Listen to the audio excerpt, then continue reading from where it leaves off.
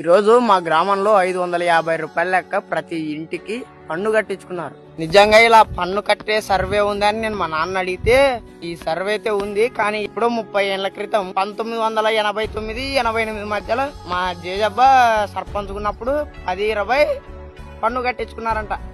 ఎన్టీఆర్ గారు సీఎం అయ్యారు, రాజశేఖర రెడ్డి గారు సీఎం అయ్యారు, చంద్రబాబు నాయుడు గారు సీఎం అయ్యారు, జగన్ గారు సీఎం అయ్యారు, మరి ఇప్పుడు చంద్రబాబు గారు సీఎం అయ్యారు. మొత్తం 30 సంవత్సరాల కింద ఎప్పుడో అప్పుడు పన్ను కట్టించుకున్నారు, మరి ఇప్పుడు పన్ను కట్టించుకుంటున్నారు. 30 ఏళ్ల నుండి గుర్తుకు రాని ఈ సర్వే ఇప్పుడే గుర్తుకొచ్చిందని నేను మా నాన్న అడిగితే, మామూలుగా ప్రభుత్వాలు గెలవడం కోసం వాళ్ళు ఇష్టానుసారం హామీలు ఇస్తుంటారు కదా, తీర్చడానికి ఇలా ప్రజల డబ్బుల్ని తీసుకొని వాళ్ళు అలా హామీలు నెరవేరుస్తారు అంటే నేను లెక్కేశాను. ఆ ఒక్క ఎస్సీ కాలనీలోనే 300 ఇల్లులు ఉన్నాయి. ప్రతి ఇంటికి 550 రూపాయల లెక్క 1,65,000 రూపాయలు అవుతాయి. అలా మా గ్రామానికి ఎంత అవ్వాలి, మొత్తం ఈ జిల్లాల మొత్తాన్ని ఎంత డబ్బు అవుతుంది? ఇలా చూసుకుంటే కొన్ని వేల కోట్లే అవుతుంది. ప్రజలకు మంచి చేస్తామని సీఎం అవుతారు, ప్రజలకి మంచి చేయడం కోసమా ఇది ప్రజల్ని మొడ్డగుడిపీయడానికే?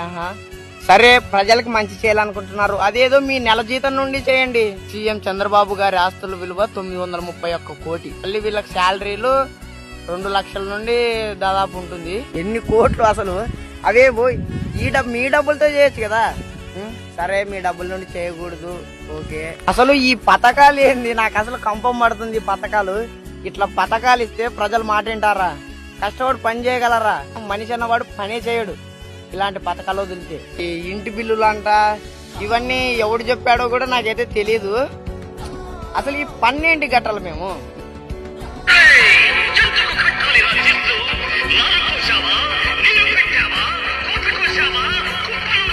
పన్ను ఉండాలబ్బా, మహా 100-200 వేసుకో. ఏంది 500, 1000, లక్షలు పాడండి, మీ ఇష్టానుసారం మీరు పథకాలు వదలండి, మా మీద రుద్దండి. ప్రజలకు మంచి చేయాలంటే ఎలాగైనా చేయొచ్చు అన్న. ప్రజలు ఇలా పన్నుల ద్వారా గుడిపియచ్చు.